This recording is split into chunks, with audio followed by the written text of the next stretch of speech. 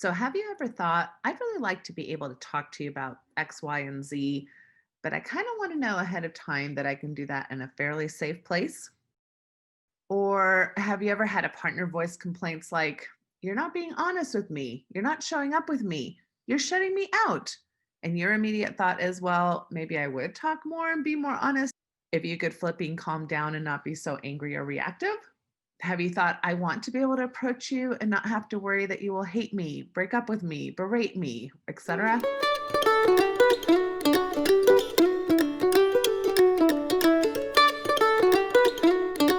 Hi, I'm Natasha Helfer. I'm a licensed marriage and family therapist and a certified sex therapist, and I've been working with all kinds of couples and individuals for almost 25 years. I run a group practice called Symmetry Solutions, where me and my team of my providers want to help you achieve better mental, relational, spiritual, and sexual health. And these videos are one way we're going to try to give you tips and strategies to do just that.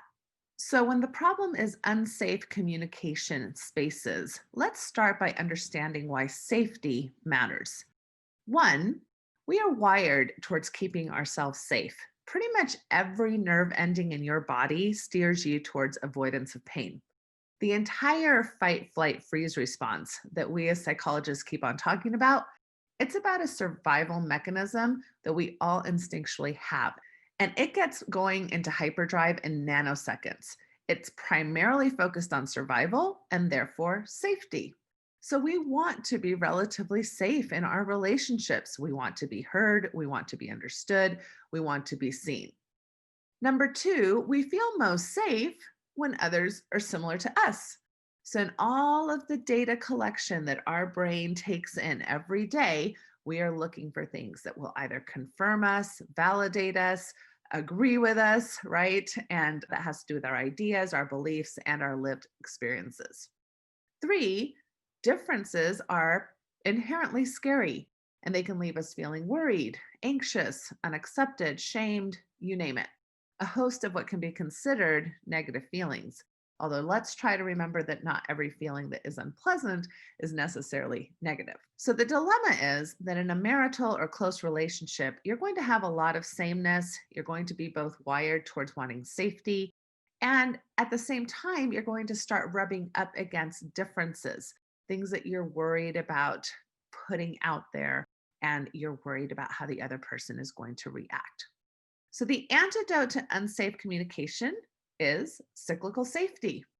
When I work with couples and families, I'm often teaching them about cyclical safety, and I want to help you understand what I mean by this.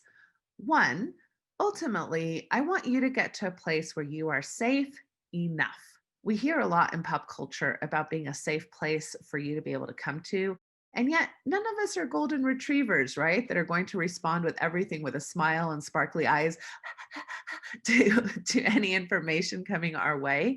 So instead, I want you to work on being safe enough, either if you're the one receiving the information or to expect safe enough responses if you're the one offering the information.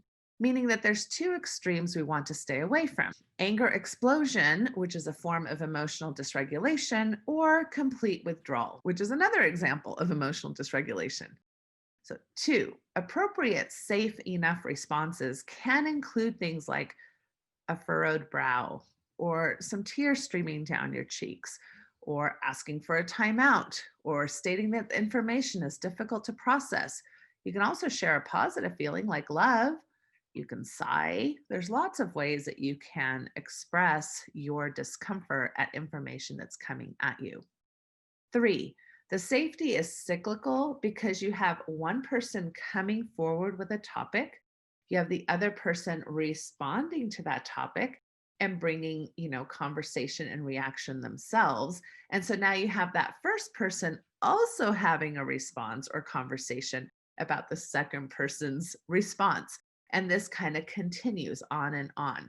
So it's not just, am I a safe place for you to bring your information to? But it's also, am I able to tolerate safe enough responses from you so that I can stay engaged in our conversation and negotiation?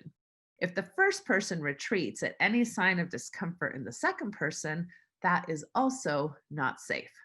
So your job is to stay safe enough throughout the conversation, regardless of where you're at in the ping ponging, so that you can both stay engaged and so that you can both have an effective conversation and also get to negotiations if that's part of the equation. Some examples I want to share with you. I want to talk about our thoughts as a couple about how often we are having sex. I don't like that I feel like I'm the primary initiator, and I would like to figure out better ways to talk about this. This is a common complaint that many people have. So, an inappropriate response to that might be like, well, you can just go to hell, or I can't believe you're putting all the blame on me. I can't talk about this with you, and I'm out. More appropriate responses might be, you could sigh, you could tear up, you could respond by saying, well, this is really hard for me to know how to talk about, but I hear you, and maybe I need a moment to just kind of gather my thoughts. So, again, appropriate responses to staying cyclically safe is to stay present, to validate, to listen, to emotionally regulate, to offer some level of discomfort in a safe enough space.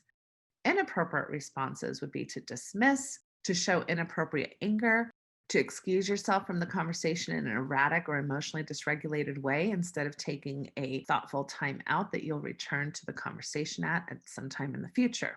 So I'm encouraging you to continue to think about this idea of cyclical safety wherever we're at in the conversation, where I'm the one either bringing up the initial topic or I'm the one receiving the topic and sharing my thoughts about it. How are we staying safe enough? This has been a solution focused tip coming at you from yours truly, Natasha Helfer. Make sure you like this video and subscribe so you can get notified when I post the next one. I plan on posting about once a week. Thanks so much for your time. Make sure you check out the links below in case you want to know how to contact our team for additional help or resources.